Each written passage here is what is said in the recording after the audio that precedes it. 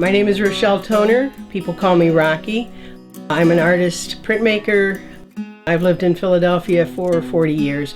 I came here from the Midwest.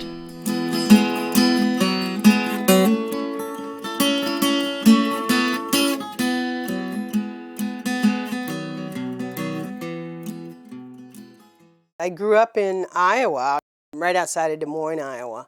My parents were pretty poor. Although I didn't realize it at the time, my father was a folk artist.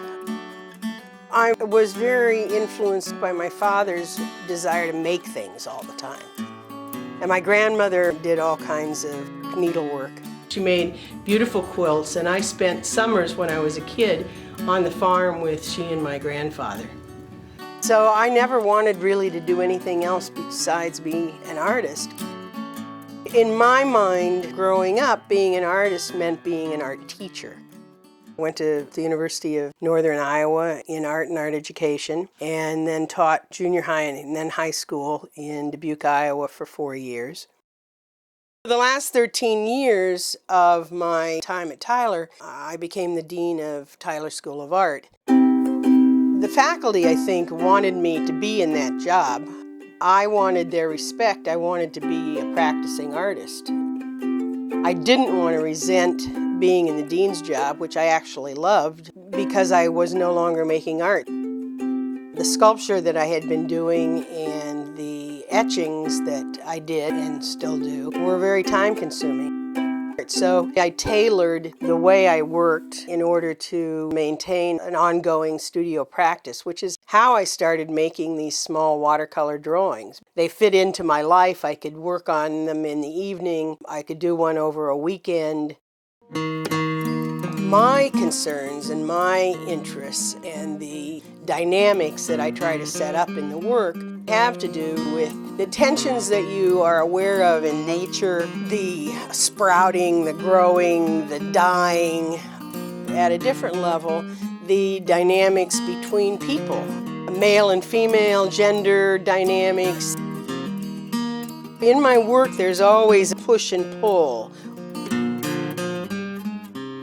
or a static and then something that's breaking away.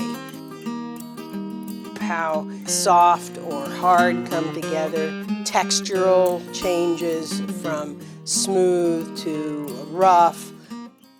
Basically, I like my art with a little beauty in it. My etchings, they're very sculptural. The ink really builds up on the paper. In the watercolors, there's always this point where forms are almost touching. There's something very sensual about my work, and maybe sexual is even a more descriptive word. I'm not sure to what extent that has to do with me being a woman, being gay. Certainly growing up and having that as a dynamic in my life in a society where, until most recently, there was a lot of tension about that, whether to be out or not. It's hard to put all that in words. I guess that's why you're an artist. Hopefully, at least, those issues come across in a subtler way in my work than a person is able to actually say them in words. My partner, Almitra David, died 10 years ago. It'll be 10 years in November. We were together for 23 years. She was an enormous influence on my life. She was a poet, a very distinguished poet, and we did 2 portfolios together. My images with her poetry aren't exactly what you would call illustrations. They're companion pieces. So I would do more images than she did poems, and then we would pick out the ones that fit together the best. And she was very much a helpmate while I was doing the dean's job. She went to all those functions and so forth. And it was really very much a marriage. In fact, I'm a little bit jealous now of people being able to get married, and we couldn't do that. This is a poem by Almitra David after reading Jung's thoughts on the afterlife.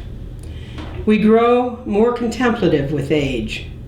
Preparation for life after time is neither the tide nor the beating of your heart, nor how a star moves slowly fast through black.